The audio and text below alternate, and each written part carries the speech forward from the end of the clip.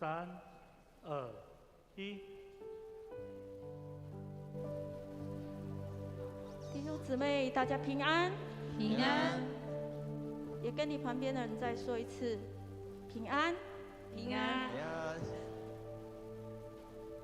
我们感谢神，让我们有恩典成为他的儿女，因为成为他的儿女，我们才能够在他的施恩宝座前来敬拜他。我们先用敬虔的心，安静为自己祷告，来预备领受今天的新的祝福。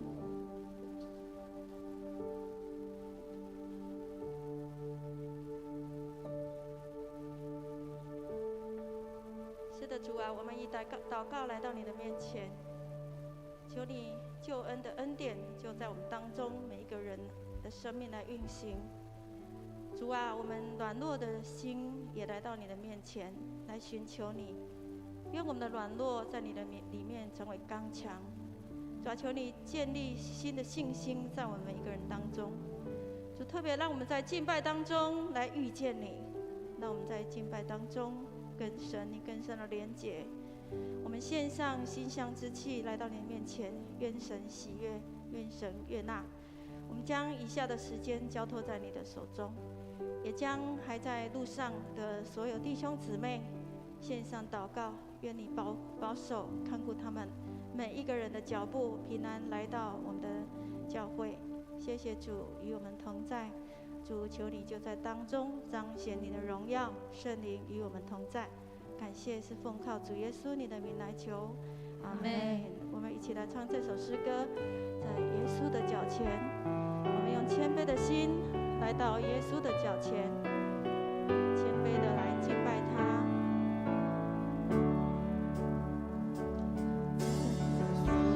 耶稣的脚前，谦卑举起敬拜，瞻仰主的容颜，在耶稣的脚前，安静留心聆听，等候主的旨意，在耶稣的脚前。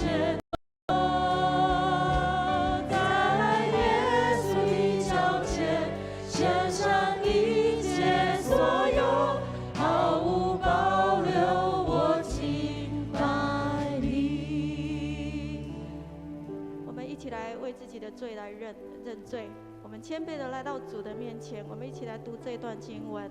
神啊，求你按你的慈爱怜恤我，按你丰盛的慈悲涂抹我的过犯。是的，我们每一天或是在生活当中我们不知道的罪，我们来到主的面前，求主自己来彰显，让我们心里知道我们的罪，我们的软弱。我们来到主的面前，我们一起来祷告。是的，主，我们在你的面前寻求你，主啊，主完全的平安。是的，主啊，我们来到你的面前寻求你，求你恩待我们，怜悯我们。我们是一个软弱的个体，我们更多的需要你。求你自己在我们心里面来彰显，让我们知道我们哪里需要被修正，我们哪里得罪了你，或是得罪的人。愿神你的慈爱亲自与我们同在。谢谢主帮助我们，阿们。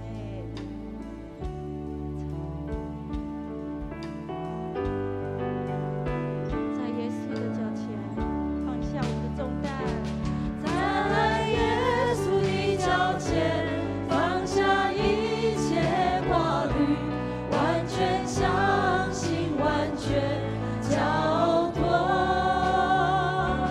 在耶稣的脚前献上一切所有，毫无保留，我敬拜你。我们来看一段经文，我们一起来念好不好？来，神啊，你是我的神，我要切切地寻求你，在干旱无水之地，我可想你，我的心切慕你。我在圣所中如此瞻仰你，为要见你的能力和你的荣耀。因你的慈爱比生命更好，我的嘴唇要颂赞你。是的，主的慈爱比任何生命都美好，因为我们要常常赞美我们的神，即使在困境当中依然赞美我们的神。来，我们邀请弟兄姊妹用这一段诗篇一起来赞美我们的神，来感谢我们的神。是的，神啊，我们感谢你，你是慈爱的神，我们依靠你，我们的生命得丰盛。因为主啊，我们常常赞美你，在我们当中，你是配得赞美的神，你是荣耀的神。哈利路亚，主啊，赞美你的名，何其的美！是的，主，赞美你在我们生命当中所做的奇妙作为，在我们生命当中所有的保护。谢谢主，谢谢主，我们赞美你，谢谢你恩待我们，感谢你，阿们。我们接下来，我们来一起来看63篇4到6节。我还活的时候要这样称颂你，我要奉你的名举手。我在床上纪念你，我在夜更的时候思想你。我的心就像饱足了骨髓肥油，我要以欢乐的嘴唇赞美你。弟兄姊妹，我们的生活当中，其实有时候困难会比快乐多，有时候病痛或是所有的难题会常常围绕着我们，但是我们要用什么样的态度去面对？感谢神，我们有一个爱我们的神，在我们祷告当中，他就来帮助我们；我们寻求当中，他就来医治我们。因为我们接下来有几段的祷告，我们看下面的祷告，我们来为我们自己的需要来祷告，特别为着你的身心灵平安，为了你的信仰，为着你的健康，为着你的家庭、你的配偶、你的孩子、父母经济各个层面，还有为自己的工作来祷告。求神在祷告当中来纪念我们，来帮助我们。我们一起开口来祷告。是的，主啊，我们在你的面前来寻求你，我们呼求你的名，因为你是我们的神，你是帮助我们的神。主啊，我们的身心灵要因为你得到平安。主啊，是的，求你赐给我们坚定的信心，来追随你，跟随你的脚步。主啊，是的，我们需要更多的健康来服侍你，我们需要更多的健康在我们工作当中。主啊，是的，我们要为我们每一个人的家庭祷告。主啊，求你赐福我们每一个家庭，成为一个蒙福的家庭，都来认识你的家庭。我们的家庭成员的宣告都要快跑来跟随你。主啊，是的，我们为我们每一个人的工作献上祷告。谢谢你赐给我们每一个人有不同的工作，帮助我们在职场上荣耀你的名，让我们有够用的恩典，在每一个职场上能够发挥所长发挥神你所赐的恩赐在我们当中，来荣耀主你的名。谢谢主，是垂听祷告的主，感谢赞美是奉你的名求，阿们。困境中，他们需要被祷告。我们基督徒不祷告，我们要做什么呢？所以基督徒要为别人祷告，更多的为别人祷告。在哀伤中的家庭，还有我们没有提名到的哀伤家庭，哀伤的人同为疾病完全的放下所有的重担，医治的神，你是帮助每一个人的神，中的是在各种治疗当中的神，你的医治就完全的来临到他们。求你用你的羽翼，用你的手来扶持他们，使他们能够坚定的走这样在疾病当中的道路。谢谢主，也特别为着哀伤当中的弟兄姊妹的家庭献上祷告。主啊，你是怜悯恩待人的主，求你怜悯恩待他们，使他们能够有勇气来面对未来的道路。是的，主啊，求你恩待我们，收纳我们每一个人的祷告，让这些祷告成为这些弟兄姊妹、这些家庭的帮助。谢谢主，与我们同在，感谢祷告是奉你的名来求，阿门。接着我们来为着我们教会来祷告，我们要常常为我们的教会祷告，我们为我们3个牧者祷告。有时候我们看到牧者好像他们很坚强，其实不是，其实牧师也要我们来为他们祷告，成为他们背后的力量。我们常常看牧师，他们可能我们一个人就要收很不少的赖，对不对？那牧师要收多少赖？非常多，多到数不完的赖，所以有时候牧师如果晚接你的赖，不要生气，因为他们3个要承担的工作真的很多，所以为我们3个牧者来祷告，特别为我们教会的团队长职、牧区、区长、小组长，特别要为我们的区长们、为我们的小组长们、为我们的首长们来祷告，他们都是神的仆人，神的仆人。虽然有神来的能力，但是我们的工作就是要祷告。我们要为我们的区长们、为我们的组长们、为我们的这些首长们来祷告，也为我们的主日学、青少年牧区的事工，还有为上个礼拜有20几个弟兄姊妹受洗，还有幼小的孩子，他们已经受洗成为神的儿女。求主帮助他们一生都是跟随主的脚步，特别为了教会近期。下个礼拜还有最近都有很多的圣诞节活动，我们一起来祷告。我们的工作就是祷告，我们一起开口。主啊，是的，是的，我们赞美你。主，我们将我们3位牧者仰望在你的手中。主啊，我们的牧者需要你。主啊，你更多的恩膏在他们当中，特别赐给他们灵魂兴盛、凡事兴盛。主啊，帮助他们在所传讲的、带领的这样子的教会的脚步上面。更清楚的印象，主也帮助我们教会的所有的团队、所有的长子同工，我们一起在当中所服侍的我们的区长们、我们的小组长们，主啊，你也赐给他们健康的身体，能够够用的恩典、亲神的恩膏来服侍你。主为我们教会的各样的事工、青少年的事工，还有我们为着我们上周受洗的所有弟兄姊妹们。主啊，就是坚固他们的心，让他们一生都跟随你的脚步，不偏离，在你的光中，行在你的光中，走在你的旨意当中。是的，主啊，真的是求你更多的拣选在我们的当中，使更多人来认识你。主啊，我们为着教会近期圣诞节的活动，我们线上祷告，求主来帮助，使我们的弟兄姊妹同心合一，特别这些负责的首长们，他们在计划所有的这样的事工的时候，就真的是为主来传福音，来宣扬主你圣诞的这样的奇妙恩典。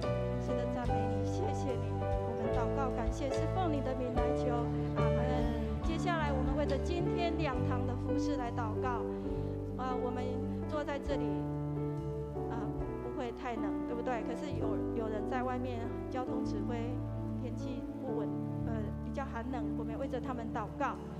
每一个服侍的同工，真的是我们献上感谢，有他们真好，所以我们要为他们来祷告。更重要的，我们有一个愿意的心来投入各样的服侍当中。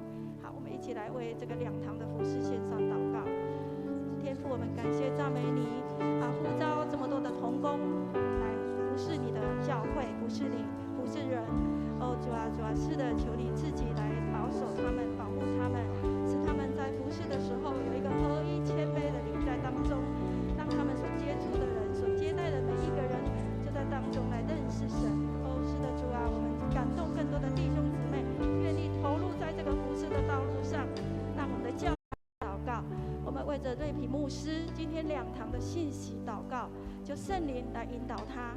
就让他在这个年轻的生命里面，更多的来遇见神，更多的恩膏赏赐给他，所他口里所说的都来造就我们的弟兄姊妹，也赐给他谦卑渴望的心，来帮助我们的谦卑渴慕的心，来追随主的脚步，来服侍教会。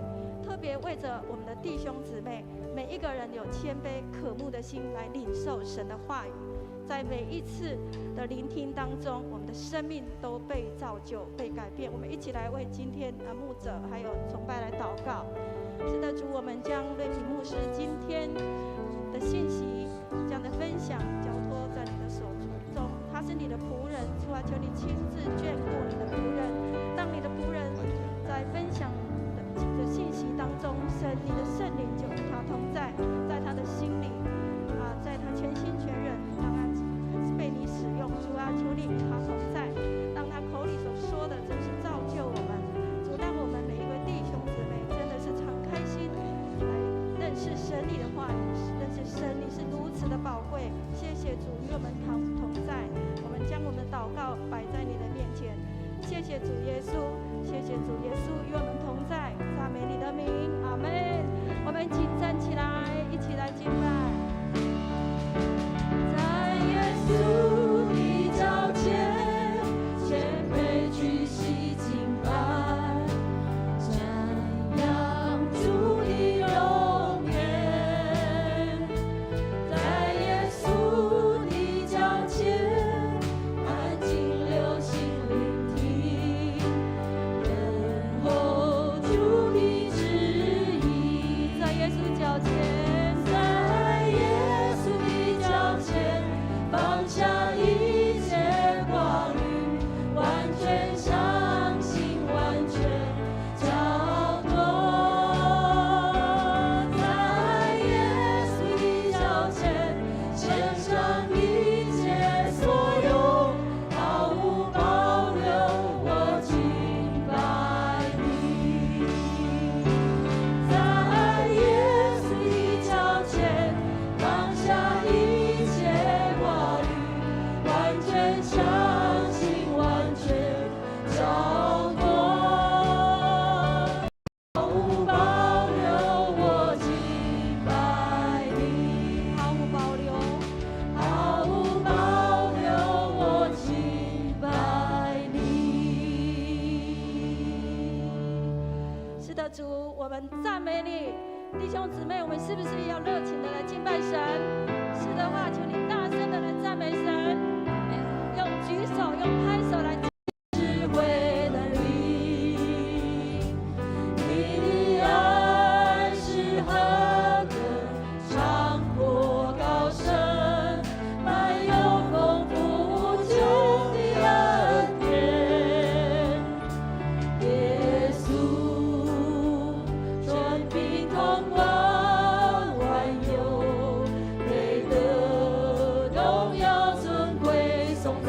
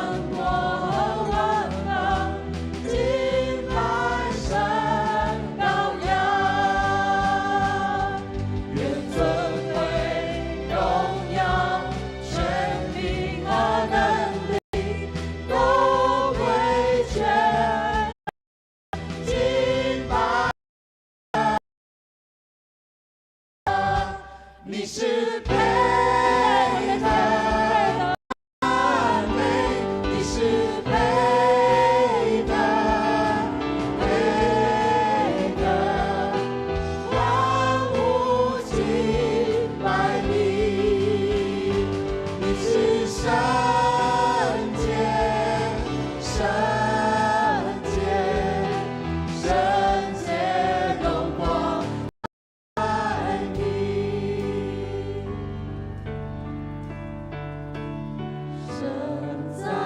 神在全地长，昔在今在以后永在，神在全永远在宝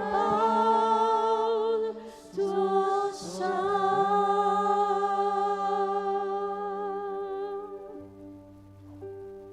圣哉，圣哉！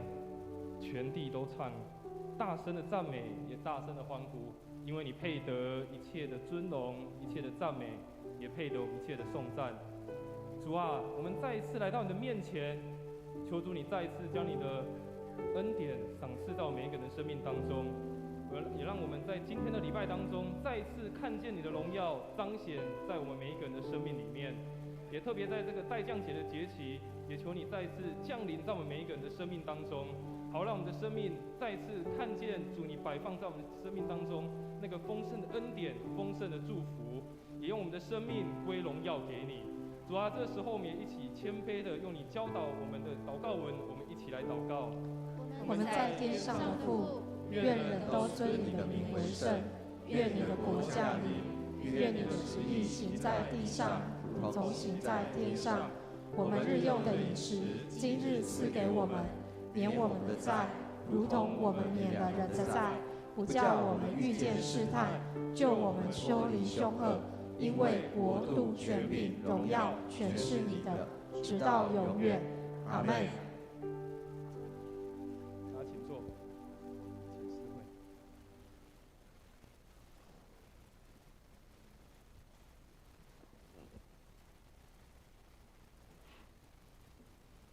恭受上帝的话，今天的经文记载在路加福音1章26到38节，我们一起来攻读。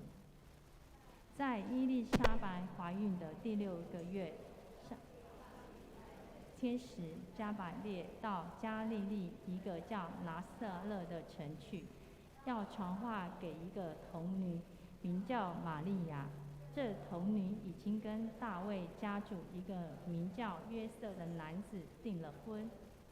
天使到他面前说：“愿你平安，你是蒙大恩的子女，主与你同在。”玛利亚因为天使这话，十分惊惶不安，反复思想这问安的含义。天使对她说：“玛利亚，不要害怕，因为上帝施恩给你，要怀孕生一个儿子，要给他取名叫耶稣。他将成为伟大的人物，他要被称为至高上帝的儿子。主上帝要立他继承他祖先大卫的王位，他要永远做雅各家的王，他的王权无穷无尽。”玛利亚对天使说：“我还没有出嫁，这样的事怎么能发生呢？”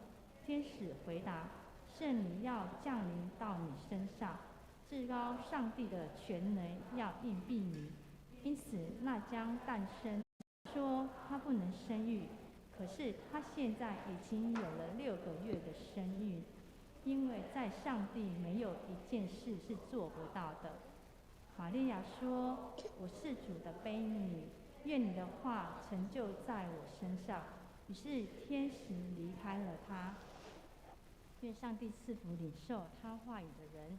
献诗，本周献诗慧兰小组，献诗歌曲是惊还是喜？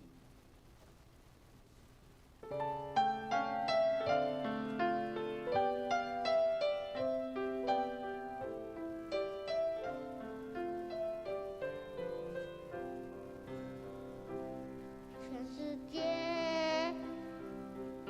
珍贵的礼物，天父是给我们耶稣为我们受死，为我们烧死，全世界最珍贵的礼物，天父是给我们耶稣为我们复活，使我们永生。这一份爱的礼物，从天父来的礼物，何等的宝贵，何等的奇妙恩典，为了你，也为了我。这一份爱的礼物，从天父来的礼物，让我们珍惜，让我们与人分享，将这爱传给每一个人。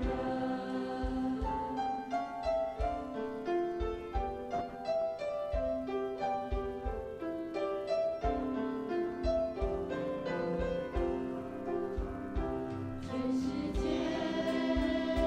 最珍贵的礼物，天父赐给我们耶稣，为我们降生，为我们受死。全世界最珍贵的礼物，天父赐给我们耶稣，为我们复活，赐我们永生。这一份爱的礼物，从天父来的礼物，从天父来的礼物，让我们珍惜，让我们与人分享，将这爱传给每一个人。让我们珍惜，让我们与人分享，将这爱传给每一个人。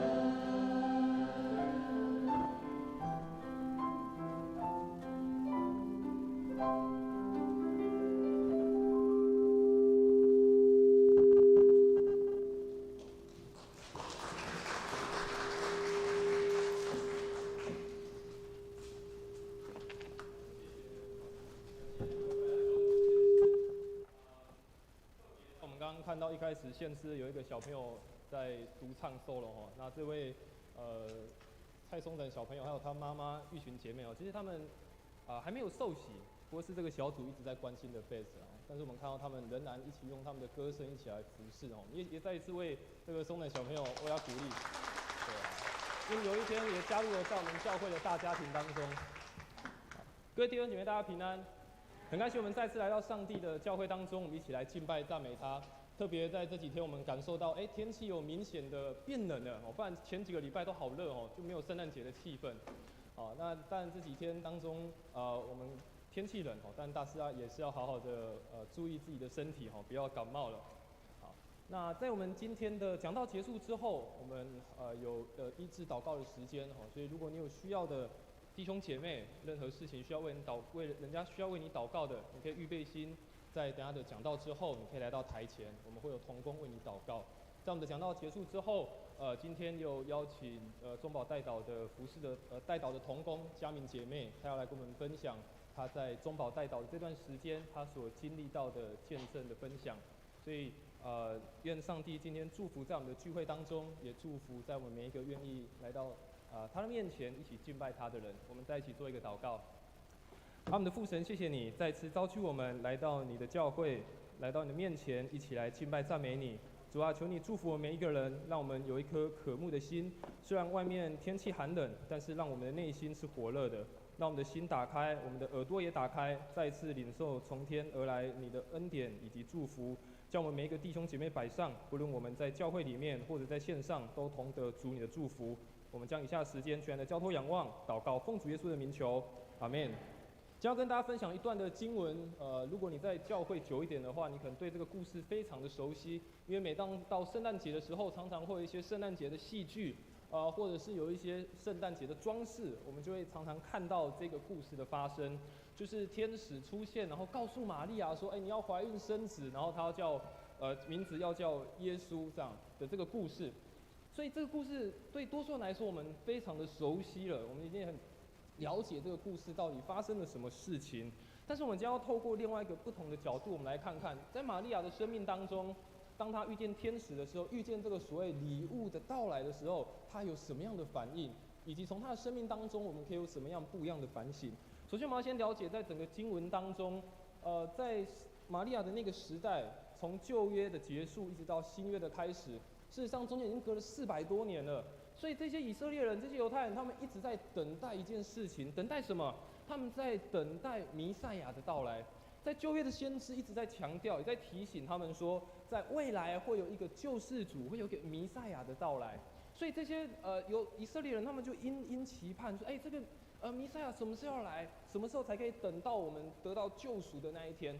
但是没有想到，从旧约结束那个最后一个先知，一直到新约的开始，中间隔了快要400年。上帝好像没有透过任何的先知，或是透过任何的人再一次对以色列人说话。所以在那个过程，他们等了好久、好长的时间，不知道什么时候这件事情才会发生。上帝好像在跟玩捉迷藏一样，好像躲起来了。但是呢，这些先知留下了非常多的预言，让这些以色列人他们不停的在思索，不停的在想，到底这件事情什么样子。什么时候会发生？所以在以赛亚书的第7章第14节，这个经文说到说，主要亲自赐给你们一个记号，有闺女要怀孕生子，并要给她取名叫以马内利，就是上帝与我们同在的意思。所以不止在以赛亚当中，我们看很多的先知，他们都有关于弥赛亚的这个预言，所以他们殷的期盼什么时候来，什么时候可以等到这个所谓的弥赛亚到来。事实上，当我们看圣经的故事，特别看圣诞节的故事，我们会发现有非常多不同的段落。我们今天所读的是路加福音，但是如果你是看马太福音的话，你会发现马太福音一开始记载的，它记录的是约瑟他已经知道玛利亚怀孕了，所以他在内心想一件事情：我要暗暗休了玛利亚，解除他的婚约。但是那时候天使就到梦中去告诉约瑟说，不可以解除这个婚约。所以在马太福音是这样记载，但是我们今天看的路加福音的记载却不大一样。在路加福音的记载，在漫长的等待之后，刚说400年，忽然有一个天使来到玛利亚的旁边，告诉玛利亚说：“玛利亚，你要怀孕，你要怀一个孩子，而且这孩子要叫做耶稣，而且这个孩子会成为救主。”我想这个突然出现的礼物，对玛利亚来说是一个很大的震惊。当然，对我们现在来看，这个礼物成为我们人类的救主，但是这个礼物也撼动了玛利亚她平凡的生命。事实上，耶稣的降生吓坏了一堆人。我每次看圣诞节的故事上，就觉得非常的温馨，很温暖，有马槽，有牧羊人，然后有3博士围在旁边看着耶稣出生，好温馨。但事实上，耶稣的出生吓坏了一堆人。怎么说吓坏一堆人？我们刚刚所读的经文。天使出现，告诉玛利亚说你要怀孕的时候，玛利亚的第一个反应是什么？吓到了。玛利亚的第一个反应是：我还没有出嫁，我还没有嫁人，我只跟约瑟订婚呢，我怎么怀孕了？玛利亚吓坏了，约瑟也吓坏了。约瑟刚刚所说马太福音的记载，约瑟说我要暗暗去休了玛利亚，他也吓坏了。哎呀，我的未婚妻怎么发生这种事情？他就想说要暗暗休了玛利亚。如果我们看圣经，发现他一个人他也很害怕。今天没有看到的经文，他叫希律王。3博士去找希律王的时候，希律王心里不安，因为他听到有一个新的王要来了。希律王害怕说这个王会取代他的地位，所以呢，后来他做了一件事情，就是把2岁以下的婴孩全部杀掉。哇！所以希律王也很害怕。还有谁很害怕？旷野雇养的这些牧羊人啊，他们也很害怕，从来没有看过这件事情。哇，怎么突然那个黑夜一片在那边雇养，突然天发光，一堆天使跑出来唱歌，哇，吓了一大跳。所以其实耶稣的降生，耶稣的突然来到，好像跟我们平常在想，平安耶这样子，好像很平安。事实上，耶稣的出生吓坏了一堆人，甚至让很多人觉得非常的惊讶。这到底是什么样的一件事情？是他们从来没有想到的。事实上，在我们的生命当中，我们认真的回想，有时候耶稣来到我们的生命，好像时间也不大对；有时候耶稣出现在我们生命的时候，好像时间也不大对。原本我们觉得人生一帆风顺，想要照着我们计划走的时候，耶稣突然来了，说：“你要照我给你的旨意走，我对你有不同的计划。”有时候呢，觉得耶稣怎么来的时候，这个时间不对啊，我们也觉得好像蛮惊讶的。甚至有时候我们生命当中有一些不同的意外，生命当中有一些不同的事情产生的时候，你也会很意外，说：“这个时间点来的不对啊，原本跟我想的不一样啊，怎么突然发生这样子的事情？”我们也想想看，有没有一些礼物，是我们根本没有求，上帝就给我们。这个礼物有可能是好的，有可能在你的生命当中你觉得是不好的，但是你认真想想，有没有一个礼物是你没有求，但上帝就给你了？可能是给你的一个祝福，但是也是可能给你的一个挑战。但是当你收到这些礼物的时候，你的反应是什么？圣诞节我们喜欢收到礼物，我们喜欢有惊喜。但是我们今天看到玛利亚拆开这个礼物，看到的惊喜似乎变成一种惊吓。或许我们的生命当中也经历在那样惊吓的时刻，让我们觉得惊讶的时刻，怎么会在这个时间到来？但是盼望透过今天我们看玛利亚的故事，也让我们再一次有不一样的反省，也让我们再一次有不一样的学习。第一个，我们从玛利亚的生命当中，我们来看，在生命的惊惶当中，在挣扎里面，再一次的寻找方向。我们刚刚所读的经文第一段，天使进去对玛利亚说什么？他说：“蒙大恩的女子，我问你安，主和你同在了。”经文描述说，玛利亚因这句话，她就很惊慌，又反复思想，这样问安是什么意思？哇，你看天使出来，好像不是一个很平安好像不是一个带一个好喜乐的一个消息。天使出现了，跟玛利亚说：“愿你平安。”就玛利亚第一件事情是什么？惊惶啊，然后在想说：“为什么这个天使突然出来问我安？是我做错什么事情吗？他会惩罚我吗？不然怎么天使突然出来啊？”对玛利亚来说是一个好消息吗？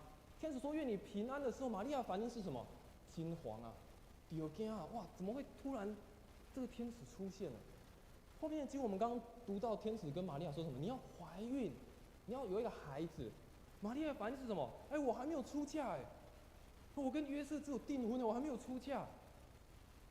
所以玛利亚的内心真的是好害怕，好惊惶。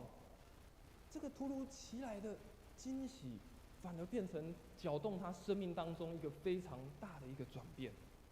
但我们要先了解玛利亚这些反应，我们可能看起来，上帝要祝福你，你为什么反应这么大？上帝祝福你，你应该觉得感谢主啊。但为什么玛利亚的反应这么大？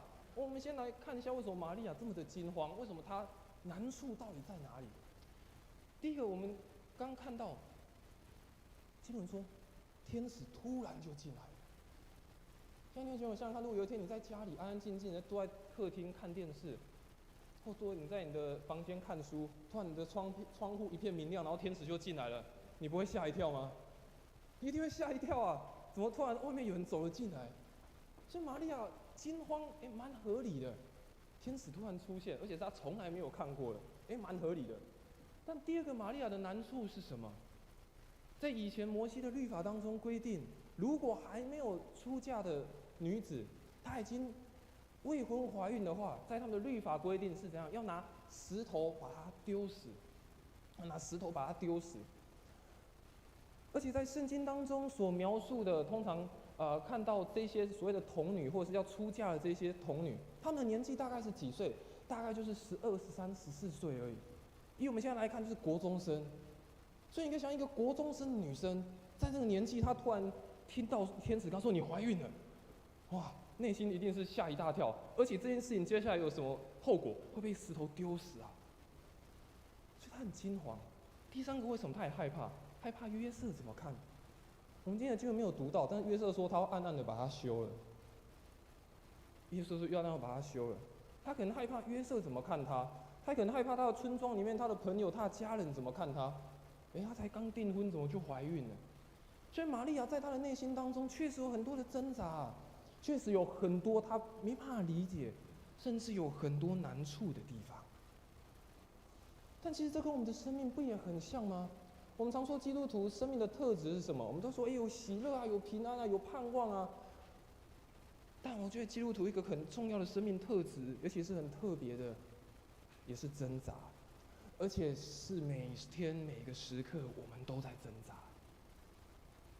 在我们生命当中有好多的难处哦，在我们的生命当中，有时候我们遇到好多不同的选择，我们都在想，做这件事情是不是讨神喜悦的？做这件事情到底是上帝要我做的？遇到这件事情，我到底该如何去面对？所以我们生命当中有好多的挣扎，我们生命当中有好多的挑战就摆放在面前。或许此时此刻你的生命里面就是有一个挣扎在，或许此时你就是有一个还在面对不知道该怎么办的，这是我们在面对的。虽然我身为牧师，但牧师又有要每天面对的挣扎，也有每天在信仰上要面对的挣扎，生活上要面对的挑战。这是基督徒一个非常特别的特质，叫挣扎。但是在挣扎的过程当中，我们如何再次找到上帝的心意，变成是我们生命当中很重要的功课。有一本书叫做《我挣扎，我成长》。这位作者他在书里面写了一句话，他说：“我们属灵的生命是通过内心挣扎而形成。这些挣扎不但帮助我们可以开始孕育成熟，而且可以反思我们的信仰，正好是我们可以去寻找上帝的道路。生命当中有许多的挣扎，但反而帮助我们在我们灵性的生活再一次去寻找上帝为什么在这个时刻让我遇见这件事情？上帝在这个时刻放这个礼物，到底有什么样的意义？帮助我们去了解到，再一次去寻找到上帝的心意是什么？在犹太人有一句的谚语，用英文翻译，用中文翻译叫做“人一计划，上帝就发笑”。他的意思在说什么？他说，人只要有任何的计划，永远比不上上帝摆放在我们生命当中的心意。但是用另外一个角度来思考，他也在说什么？人一思索，上帝就发笑。为什么？当我们愿意开始在我们的计划当中，在我们所遇到的挣扎当中，我们去思索上帝到底在我们的生命当中要成就什么作为的时候，上帝也用他的笑脸帮助我。亲爱的弟兄姐妹，或许我们的生命真的有这样的挣扎存在，也如同玛利亚一样，突如其来可以对他来说是个意外，但是他也在这个时刻再次寻找生命的方向。因此，我们在生命的挣扎当中，我们也更需要耶稣，更需要上帝的话语，更需要这个团契的生活，让我们可以不惧怕，让我们可以知道我们有谁可以依靠。在我们的挣扎当中，我们知道谁可以为我们祷告，谁可以成为在这条路上跟我们同行的朋友。我想生命的挣扎带给我们很大的挑战，但是在生命的挣扎当中，也帮助我们的生命更加的成熟，更加的成长，也更加去找到上帝摆放在我们生命当中的道路。接着我们看玛利亚，她虽然生命有惊惶，但是接下来她在生命的惊讶当中，在领受里得着祝福。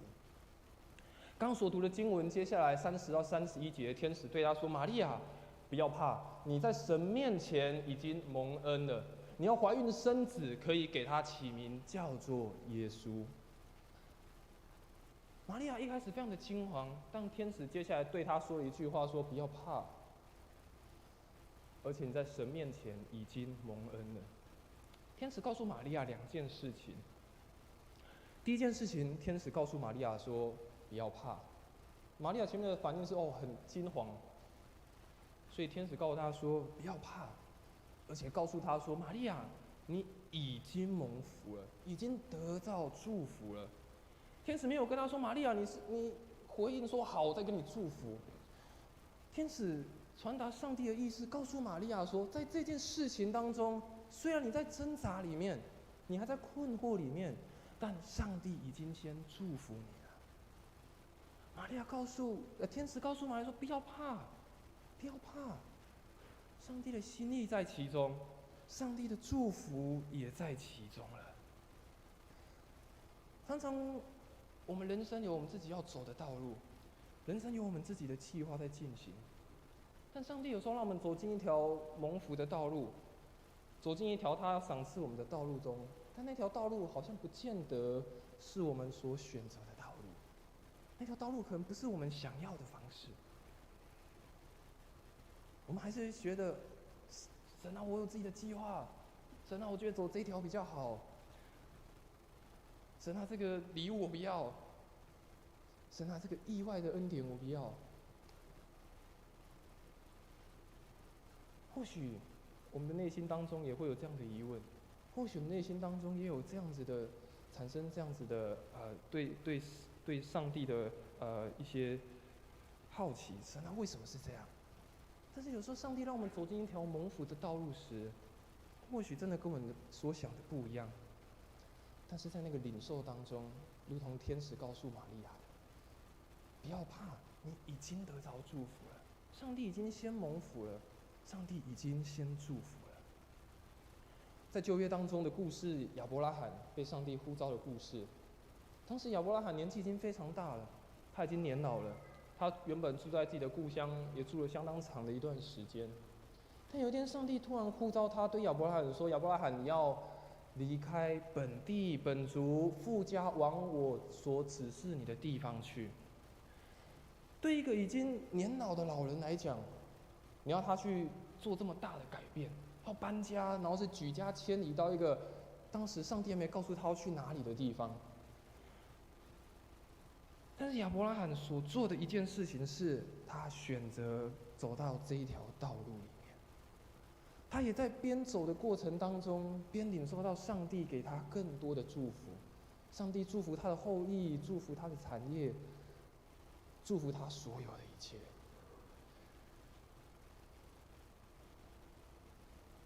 所以，当我们愿意领受的时候，那个恩典、那个祝福也已经来到了。在约翰福音的15章的16节，圣经也如此记载。他说：“不是你们拣选的我，是我拣选了你们，并且分派你们去结果子，叫你们的果子长存，使你们奉我的名，无论向父求什么，他就赐给你们。”圣经当中说得非常清楚，不是我们拣选了神，是神已经先拣选了我们，让我们在他的恩典当中再一次的领受，在我们的生命当中也再一次结果子，而且是那个丰盛的果子。而当玛利亚愿意用不同的心态，当天使告诉她说不要怕的时候，天使继续回答她说什么？天使说：“圣灵要降临到你的身上，至高者的能力要庇应你，因此所要生的圣者必称为神的儿子。”天使告诉他说：“你所领受的这个祝福，不是一个普通的祝福，也不是一个普通的恩典而已。更重要的，圣灵也与你同在。至高者的能力，上帝的能力也必应在你的身上，好让你在每一件事情都有不同的领受。”那玛利亚知道她所怀孕的这位耶稣，她所领受到的这份礼物，对她的生命当中是极大的祝福。在一个非常出名的福音电影叫做《上帝之子》，在它的片尾曲，叫做《玛利亚，你知道吗》？把它从英文翻译成中文，它的歌词说：“玛利亚，你知道你的婴孩有一天会行走在水上吗？玛利亚，你知道你的婴孩将会拯救我们的儿女吗？你知道你的婴孩是为了更新你的生命而诞生的吗？你所生的这个孩子也很快要使你重生。玛利亚，你知道你的婴孩会使瞎眼得看见吗？玛利亚，你知道你的婴孩用他的手让风暴平息吗？你知道你的婴孩曾走过天使走过的地方吗？当你亲吻你的小婴孩，你也亲吻了神的脸。瞎眼的可以看见，耳聋的得听见，死人将人复活，瘸腿的将跳跃，哑巴的将要说话，都要赞美圣羔羊。玛利亚，你知道你的婴孩是创造万有的主吗？玛利亚，你知道你的婴孩有一天要掌权世界吗？你知道你的婴孩是天国的圣洁羔羊吗？你怀中沉睡的婴孩就是伟大全能神。玛利亚所领受的这个祝福，玛利亚所领受的这个意外的这个福分，我想是他从来没有想到的。这位耶稣，这位至高者，不仅祝福他的生命，使他的生命被更新，使他的生命被搅动之外，也影响了更多人的生命。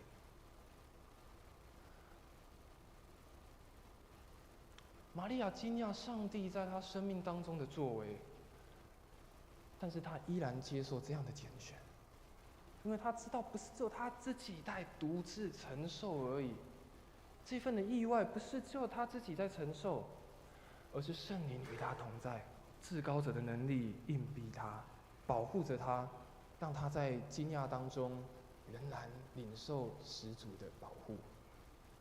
最后我们看到玛利亚的回应，她从一个惊吓惊惶，到一个惊讶，到最后转为是一个惊喜的顺服。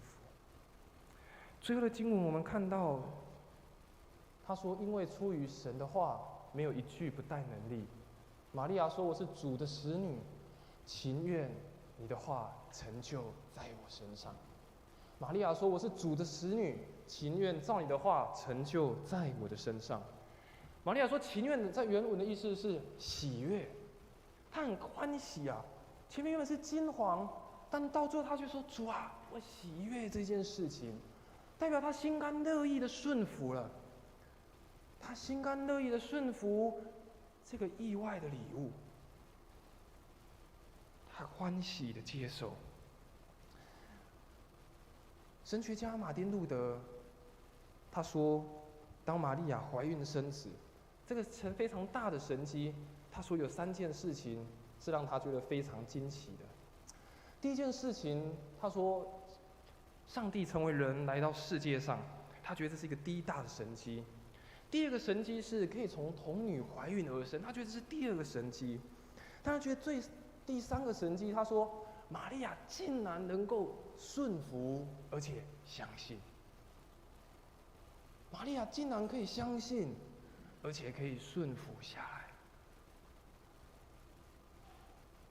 她居然愿意从一个惊惶，从一个还在惊吓当中，转变成主啊，我愿意，我喜悦，情愿在我的身上，顺服在主的旨意里。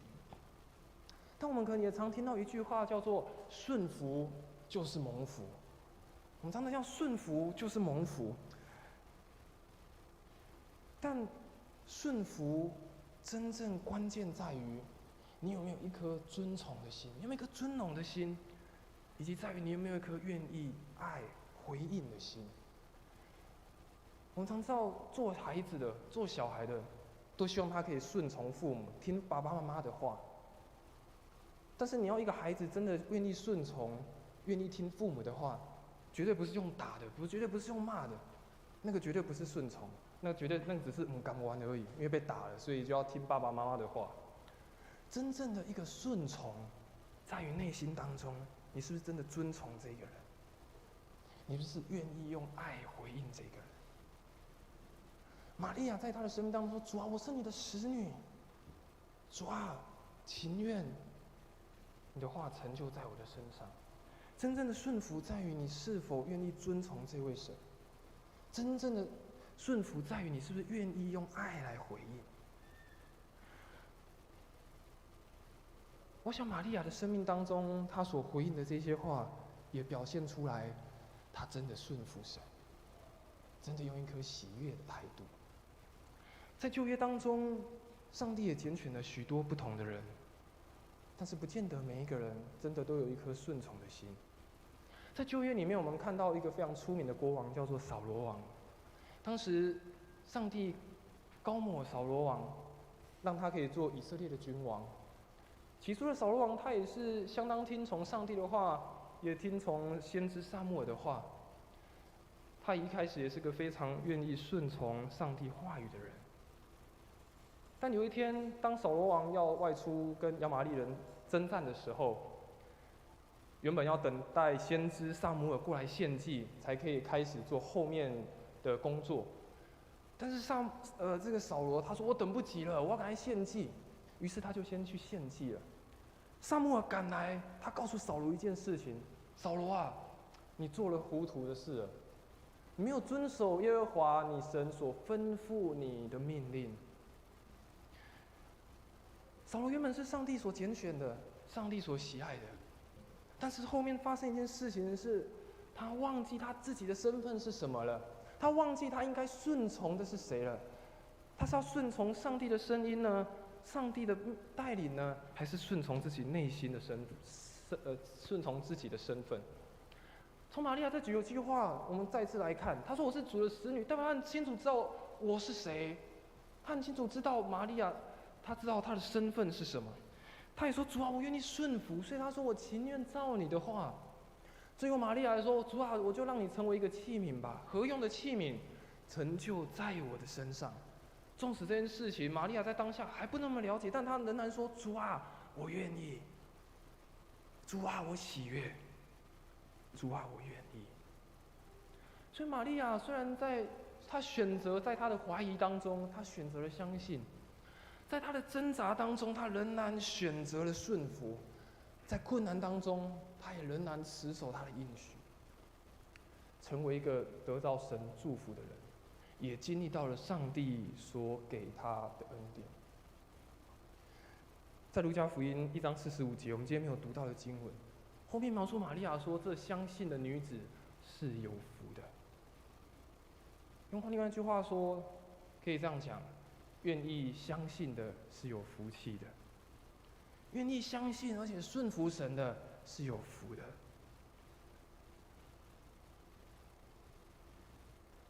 我想，我们的生命当中都有不同的害怕，都有不同的挣扎，都有不同我们要面对的事情。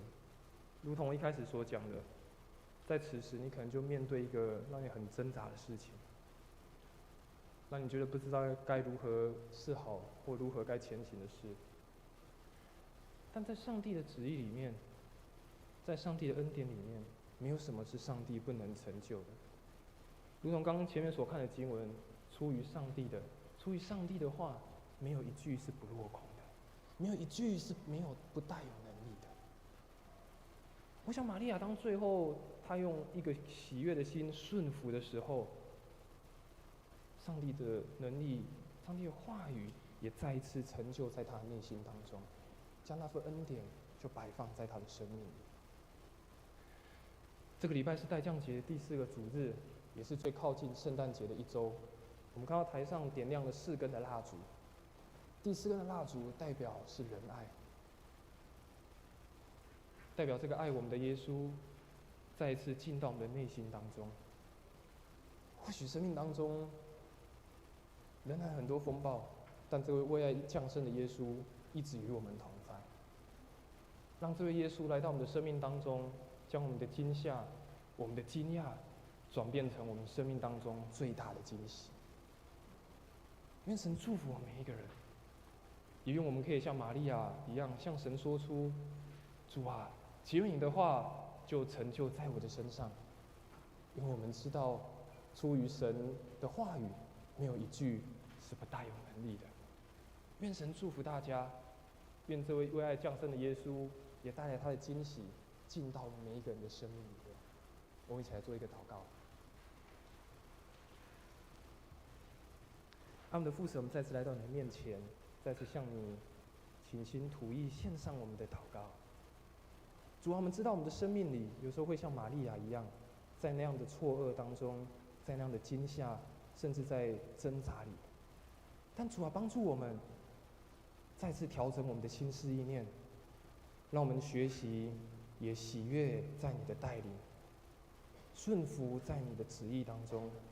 或许有许多的事情我们没有办法明白，主啊，你的心意到底是什么？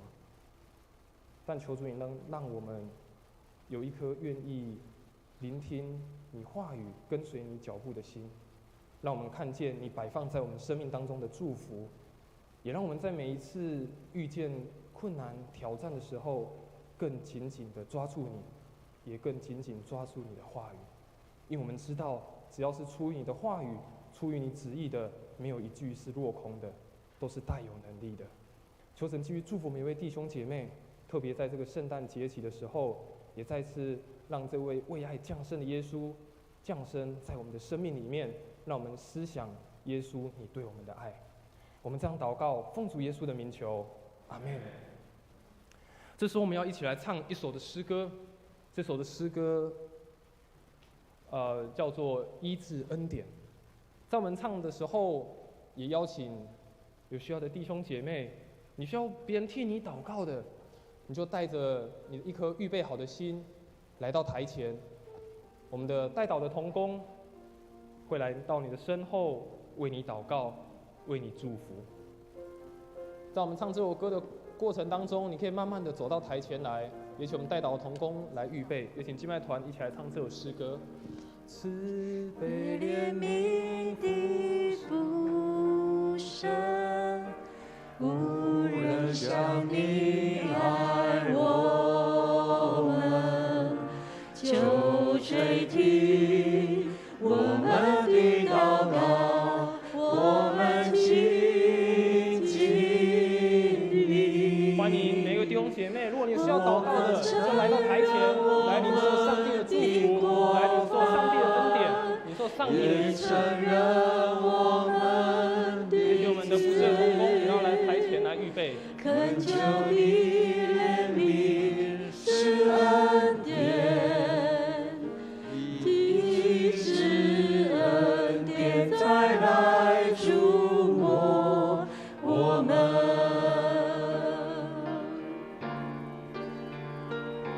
释放我的自由，当我寻求你，洗净我重罪，领受你的爱，领受你之恩典，释放我的自由。释放我的自由，当我寻求你，洗净我重罪，领受你的爱，领受你之恩典。这时候邀请我们的同工，为了台前的这些弟兄姐妹，为他们来祷告，求神医治的大能、医治的恩典就临到他们的生命当中。在我们台下每位弟兄姐妹，我们也可以为了台前的这些弟兄姐妹祷告，举起我们祷告的手，为他们祝福，为他们守望。当然，你也可以为你自己生命当中的需要，你所遇见的困难来向神求，求神来医治你，求神来带领你度过生命当中的每一个难处、每一个挣扎。我们一起来为了每一件事情，为你所需要的事情，为了台前弟兄姐妹来祷告。好，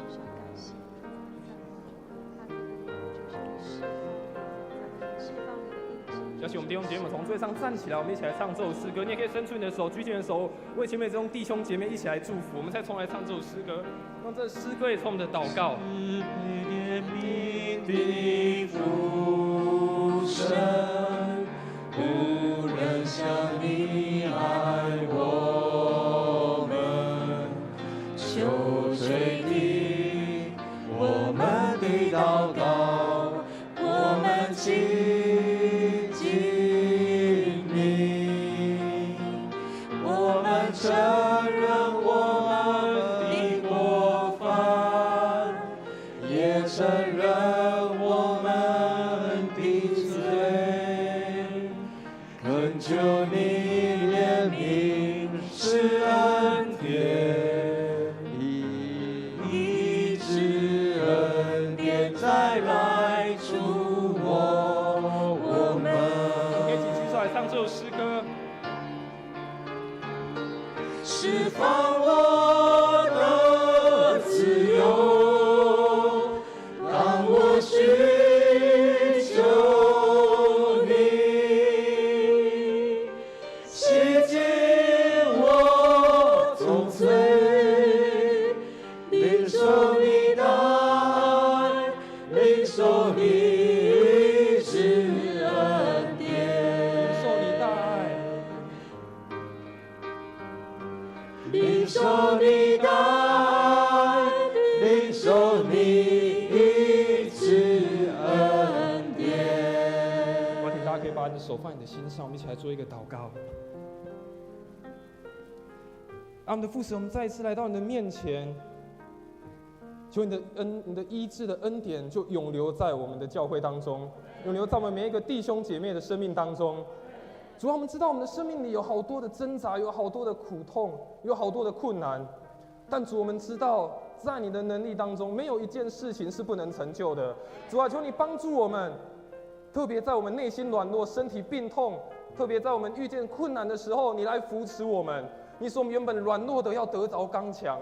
主啊，因为你是我们生命当中那个最大的牧者。虽然我们可能经过死荫的幽谷，但是你要再次带领我们到那个青草地上，到那个可安歇的水边，经历到你那个丰盛的恩典。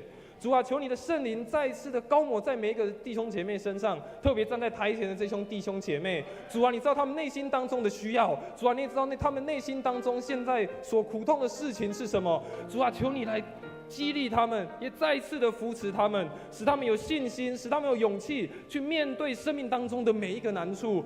主啊，帮助他们，让他们在生命当中再一次经历到主你的大能，经历到你的医治，也经历到你的奇妙的能力在他们生命当中永留。主啊，我们感谢赞美你，再次将每个弟兄姐妹交在主你的手里，求主你带领我们每一天生活当中的脚步，特别当我们在不知道主你的旨意心意如何的时候，也让我们更加紧紧的倚靠你，然后让我们知道我们生命当中唯一的救主、唯一的倚靠、唯一的避难所，就是这位创造天地万物宇宙的这位阿爸天父。主啊，我们感谢赞美你，这样祷告奉主耶稣的名求，阿们。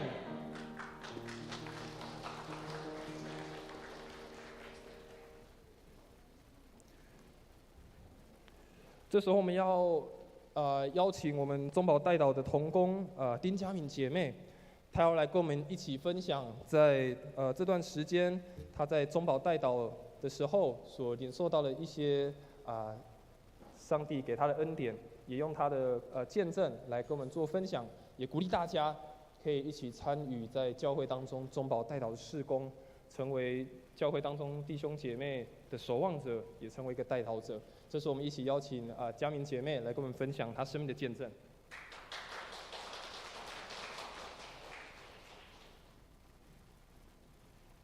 平安，谢谢中保代祷团子宝团长让我再次在这里分享。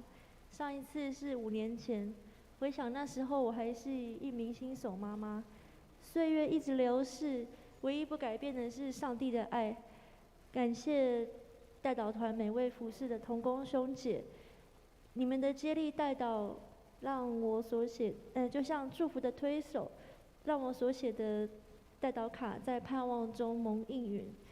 也感谢我的婆婆刘国珍长老娘，她就是每周五，多年来她每周五早上6点到7点，为了别人的需要，摆上代求，让我们的家庭也因着婆婆的忠心服侍，还有我公公胡信章长老他的守望遮盖祷告来蒙恩。这次要分享的是关于我二姐的婚事。她5年前决志，2年前受洗成为基督徒以后，我们有更真实而且彼此相爱的关系和连结。前2年疫情不容易的当中，我们也互相激励，然后也一直在为她的婚姻祷告。那这期间有出现了几位弟兄，主内的和未信的都有，不过没有一位让我们有从神来的平安。有一个晚上，神甚至透过我化身为足球队守门员的梦，来提醒我要认真的为姐姐的感情守望。在8月份的时候，我为二姐写了一张代祷卡，因为几个月来常常听到她提及一位弟兄，但是他们互动的关系并不明确，所以希望就是神来带领，要寻求神的旨意。那也希望神在这当中有安排跟预备。感谢神，代祷卡在11月3号，得到应允。刚好也是代祷卡3个月的效期满了。那天早上，我和二姐，也有线上 RPG。那下午神就动工，来显明这事是出于他，让我们还没信主的爸爸和大姐看到对方家庭赖群组的对话，竟然感动流泪。那就是感受到，这真的是一个很有爱心的基督徒的家庭。在今年10月份，这个弟兄他受洗成为基督徒，那他不仅渴慕真理，快跑跟随，那连他们教会的区长跟小组长也看见这个弟兄生命的改变。这真的是上帝为二姐预备的弟兄。再次感受到祷告的大能是这么的真实。分享一句大家很熟悉，也是我很喜欢的经文：应当一无挂虑，只要凡事借着祷告、祈求和感谢，将你们所要的告诉神，神所赐出了意外的平安，必在耶稣基督里保守你们的心怀意念。感谢神，任何事都可以祷告交托主，特别是可以写代祷卡，让更多人一起来代求，神必垂听，也乐意让他的儿女多多经历美好事成就的喜悦。我想很多兄姐都写过代祷卡，那不管求什么，写代祷卡就是一个信心的行动。如果所求的事情有成就，写应允卡就是一个线上感谢的行动。所以鼓励大家不只写代祷卡，也记得写应允卡来回应神的恩典，成为云彩般的见证人之一，来荣耀神的名。其实每个礼拜1个小时在祷告室的时间，曾经对我来说不太容易。过去总是认为祷告蒙应允才是上帝爱我的证明，后来渐渐在服事中体会到，在亲近神、祷告神的时候，神会加添给我够用的爱和力量，去服事代祷卡，不再因为看到的几乎都是别人的难处感到重担，甚至离开祷告室也能放胆为别人祷告。最近也看见，神就是亲自祝福邻居来到教会，不是我写的代祷卡特别蒙神应允，还有很多要等候神的时间。但是求神坚固我们的信心，相信神在未来都会有最好的安排和预备。那今天分享见证，也是希望更多的兄姐，就是都来报名参加代祷的服事，有很多好处说不完。但是让每个礼拜1个小时，决定就是选择来祷告的这个决定，可以成为我们跟上帝之间爱的存款，也是每位天路客的强大装备。所以邀请兄姐可以到1楼的公布栏，可以去查找，就是是否有您适合的时间。那如果有空白的时段，都可以自行来做选择。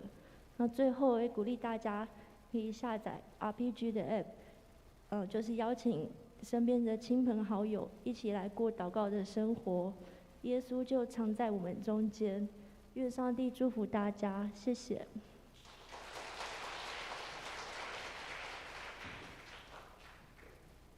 好，所以下一期的中保代祷的这个服事哈，就是我们到1楼的公布网可以看到，然后就已经开始陆陆续续在报名了。那这一期的报名到12月31号，就是今年的最后一个礼拜天，所以鼓励这个礼拜6啊，所以鼓励我们弟兄姐妹，如果你愿意来成为一个祷告的守望者的话，邀请你可以参与在这项的服事当中，也成为为别人祝福的一个管道。好，那接下来我们把时间交给我们的诗会。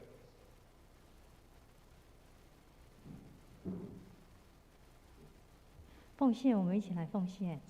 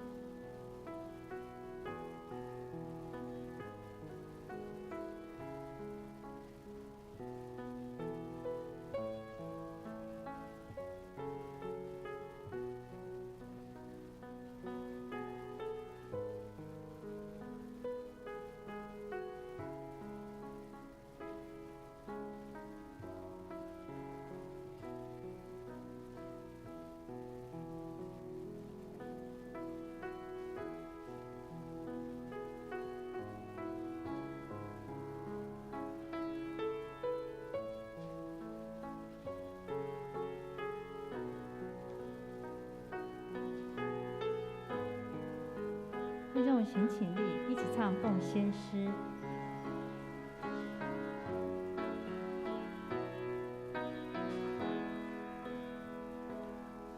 亲爱的宝贵耶稣，你爱何等的甘甜，我的心深深被你吸引。爱你是我的喜乐，一生爱你，一生敬拜你，一生爱你，一生荣耀你，一生奉献，一生不回头，一生爱你，跟随你。会众请坐。我们一起来攻读本月金句，请翻开周报最后面。我们一起来攻读：因有一婴孩为我们而生，有一子赐给我们，政权必担在他的肩头上。他名称为奇妙策士、全能的神、永在的父、和平的君。以赛亚书9章6节。报告，我们接下来报告，请翻开周报的第2页。下周主日服事的同工，施礼立志强长老。那其他的侍奉再请同工大家注意。第3页，本周跟上周各项聚会，牧区小组主席，请大家自行参阅。第4页，教会接下来会有一系列的圣诞节活动，再请会友们踊跃参加。那等一下会请满主长老来报告圣诞12月24号礼拜6的圣诞欢庆的爱餐的通报。本会的下主日12月25举行圣诞赞美礼拜，那是上午9点举行，2堂合并为1堂。那请第2堂的会众提早到第1堂来做主日。第2点，本会今日12月18号召开定期小会，下午1点半在2楼的会议室召开会议，再请小会员们预备心参加。那今日本会的12月18号为待降节第4主日，请以灵修祈祷迎接主的降生，也是退休牧师、传道牧师奉献主日。我们为退休的牧师的退后的生活、身体健康及继续服侍上帝，为他们代祷。第7点，本会12月30举行2022年的年终祷告会，主题是因信前行，邀请全体兄姐预备心参加，同心祷告，迎接新的一年的到来。还有第9点，本会在12月29号礼拜4举行情雨如敬拜特会，欢迎兄姐踊跃的参加。那第6页的其他消息的报告，第2点，本会爱心武昌下主日，因为圣诞节的赞美礼拜只举行1堂，那1月1号也是元旦的假日，所以连续的话是暂停2周的公餐。那第3点，我们恭喜本会的吴金琴弟兄日前报考台南神学院到神学院学士硕班，获得甄试的录取，我们在替他研修学习代祷，预备成为上帝圣洁合用的器皿。肢体交通牧区团契消息，请自行参阅。那关怀跟代祷事项，请大家持续为以下事项代祷。那接下来请牧师来补充报告。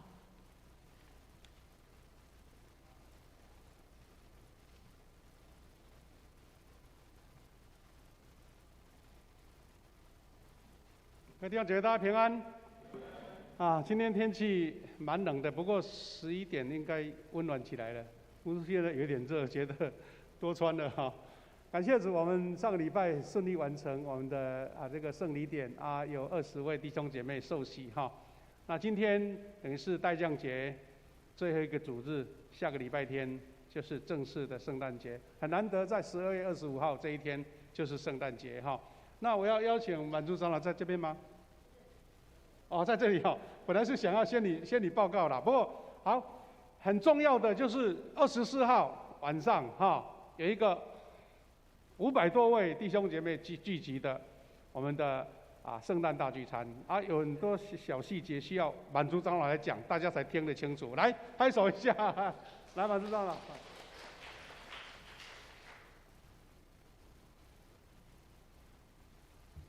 大家平安，圣诞恭喜！哎呦，没有人回应我。圣诞恭喜，耶稣爱你。因为下个礼拜就是圣诞节了哈，我们提早互相恭喜。感谢主从岁首到年终到此刻，他保守我们每一个人都有健康的身体，让我们能够在圣诞主日的时候，来用欢喜的心、赞美的口来一起迎接。那我们除了欢喜心、赞美的口以外，我们用行动来回应。那圣诞爱餐就是其中的一项。那第一堂我有报告了，所以第一堂呢已经有很多还未缴钱的，很现实没有缴钱，我们没有办法确定桌数，所以刚刚已经有很多人去缴了。如果您到现在还没有缴钱给你的小组长，或者是小组长还没有到办公室去缴餐费的，那请等一下，记得因为我只先跟来归人订40桌，因为呢上一回报名是430，所以确定，因为餐厅那边要确定食材，爱先买菜啦，他没有买就不能煮给我们吃啦，享用，那确定了，但是后来在上个礼拜报名了506个，那所以这中间落差10桌，那落差10桌呢，我也不敢贸然的就跟他讲，你再给我多10桌，所以还是确定了之后，我在今天下午6点以前，要跟来归人的负责的桌数的小姐跟他回报，所以请大家务必要合作。让在这个桌数的这个方面能够先确定，那这里确定了，那我们就有一连串的这样的一个筹备在牧师的带领之下，有一个爱餐就是圣诞餐会的筹备小组，那这个筹备大家这些筹备小组一个鼓励的掌声，谢谢他们的一个付出为了成就这一件事情，所以大家都尽心尽力。那我们现在看那个整个流程哈，我们除了刚刚我讲的是前置作业、报名的人数哈，那希望这一点一定要联络哈。然后呢，再来就是活动的流程，我们5点半到6点就是报到的时间。那你从你的家里要不要5点半才出发？太慢了哦。到时候你又塞车又怎样？那因为我们如果说整个报到 delay 到往后，那我们呢整个活动就往后。那为什么要准时？因为我们隔天礼拜日还有一个赞美礼拜，所以我们隔天我们希望能够活动到9点以前我们就要离开。那这样呢，大家比较有好的一个时间睡眠，准备隔天的圣诞节的赞美礼拜。所以我们的时间都有规划好，那大家一定要配合。所以呢，我们如果以教会为一个起点，到来归人都没有塞车，至少15分，是不是要15分？差不多了哈。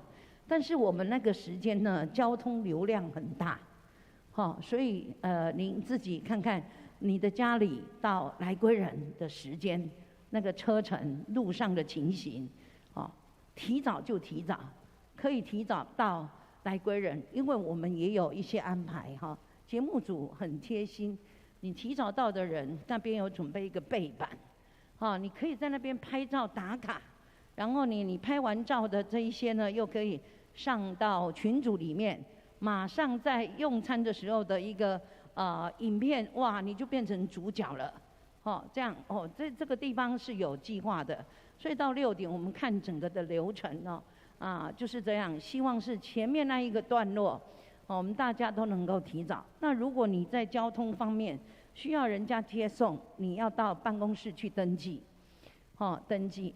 那担任这个筹划小组的人5点以前就会到，5点以前就会到。还有我们也请小组长，各组的小组长担任接待人员。那这些接待人员呢，也要比我们所有的人早到，就是至少5点15分要到。这样呢，你要比一般的会友早到，才能够接待所以这一边也在这边先邀请所有的小组长我们那一天要成为一个接待人员那来接待我们的会友。我们难得有全教会性的参会，然后这2年因为疫情之故所以我们原本希望周年庆能够有一个庆典，但是呢，这2年可能就是疫情的原因，所以我们都没办法，所以小会就想说，在圣诞节的时候，我们有全教会性的。平常我们都是小组或者是牧区，可能这样的一个人数比较少，也比较好去处理事情。那全教会性的就必须要每一个弟兄姐妹来合作在这边也邀请大家我们共同的用欢喜的心。然后赞美的口，我们用行动来回应，荣耀神的名。谢谢大家。谢谢版组长了很详细的报告，请大家看那个周报第4页有一个专刊，就是爱餐的通报。那有一个简单的事，就是你越早去越好停车啦，对不对？礼拜天好像大家也可以去附近走走，4点多就到餐厅去了。因为那边蛮漂亮的大家不要缺席希望能看到你，好不好？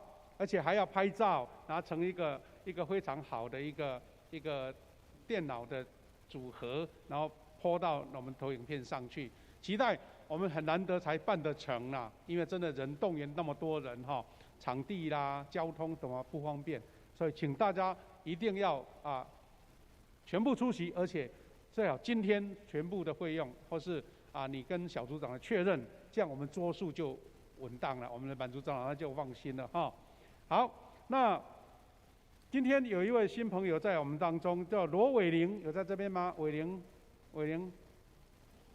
姐妹，来，请站起来，欢迎你。罗伟玲姐妹，欢迎你来参加。艳芳姐妹来带领了哈，谢谢你欢迎你常常来哈。我们教会今天比较冷人早一点，不然平常人更多哦。欢迎你一定要到，好不好？常常来。那时间很宝贵有一个补充，还有一个来，对，那这样刚好我要报告这件事情了哈。我们不知道那个图卡，那个肖淑玲老师那个介绍报告的图卡还在不在？好，我介绍一下哈。今天呢，我们有一位严宏向老师，他特别来到教会，那就是我们之前受洗的一位老师，叫做肖淑玲老师哈。他在12月10号已经安息了，然后在昨天呢来到教会举行一个非常我是觉得很温馨感人的一个追思礼拜了哈。他虽然只享受才41岁，但是很多人怀念他他是当国中的老师，很多老师很不舍那今天他的先生严宏向老师特别来到当中，请站起来给大家敬个礼，表示谢谢大家的关怀我们去为他祷告好，谢谢他们夫妻有一个可爱的小朋友子善才3岁了那我们知道人生有很多不同的路途在走，但是我们确信我们的肖淑玲老师他受洗归主，在12月2号。但是他就勇敢地面对一个肉体生命的结束，但是他领受到上帝给他永恒的生命，所以我们继续为这个家庭祷告，愿神的恩典跟他们同在好，那我再做一个补充就可以就是其他的报告在周报里面，那我们一个重点就是我们在这个下个礼拜天还有1月1号。我们因为有圣诞节聚会，还有我们的元旦年假，所以我们两个礼拜天都没有中餐所以，如果你喜欢这个午餐，等一下赶快留下来吃那也是因为这样，请记得下个礼拜天只有1场礼拜，9点到就可以，等于是9点才开始敬拜赞美只有1场。那我们圣歌队还有乐团准备非常精彩的音乐的侍奉。请大家不要缺席礼拜天又是圣诞节，又是主耶稣降生的日子，我们希望大家都看到大家，而且我们2堂合在一起希望大家觉得坐得满满，感觉那个气氛非常好。那疫情已经慢慢要过去，让我们重新恢复这种热情用这样来做补充的报告谢谢。颂荣，会众请起立，一起唱颂荣诗歌《我的神，我的王》最后请牧师祝祷。我的神，我的王我要遵从你的命，我要永远称颂你，我要天天称颂你。我们一起来领受从上帝来的恩典。愿主耶稣基督的恩典、上帝的慈爱、圣灵的感动、扶持与相通，常与我们众弟兄姐妹同在，从今时直到永远。阿们。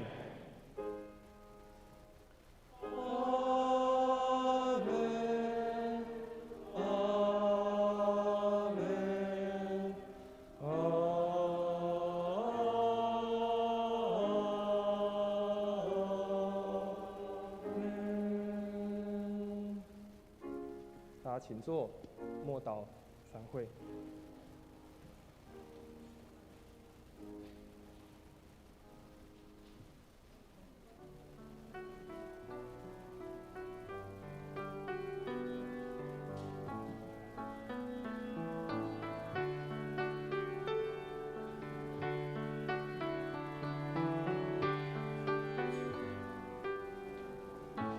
今天第2堂主日到此结束。会众请互相请问好，也祝大家平安喜乐。